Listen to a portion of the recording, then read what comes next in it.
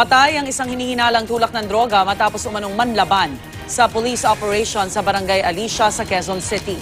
Narito ang unang balita ni Athena Imperial.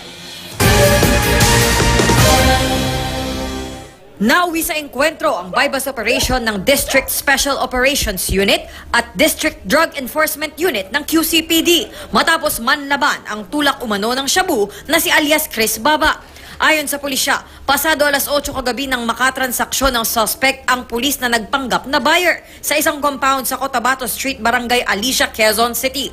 Nakahalata umano ang tulak sa lalaking umiiskor sa kanya. Report sa akin, nagkabunutan silang dalawa.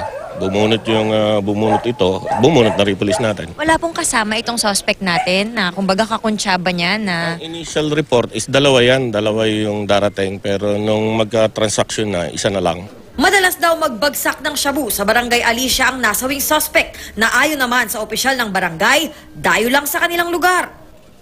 Hindi ko kilala yan. Kasi pag dito sa barangay, halos kilala mo lahat ng tao rito eh. Aminado ang kagawad na may mga naarestong mga tulak at user kapag nagsasagawa ng oplantukhang sa lugar nila. Pero unang pagkakataon daw ito na nagkaengkwentro sa isang police operation. Nagkakahalaga ng 170,000 pesos ang 5 bulto ng shabu na nakuha sa suspect. Nakuha rin ang kalibre 45 baril at budol money mula sa suspect. Nakikita kasi nila yung presyo. Hindi nila nakikita na pag nahuli ka ng pulis, kung hindi nang laban yan, huli ng pulis yan, 5-11 yan. Ibig sabihin, life sentence ka dyan. Ito ang unang balita mula sa Quezon City. Athena Imperial, reporting.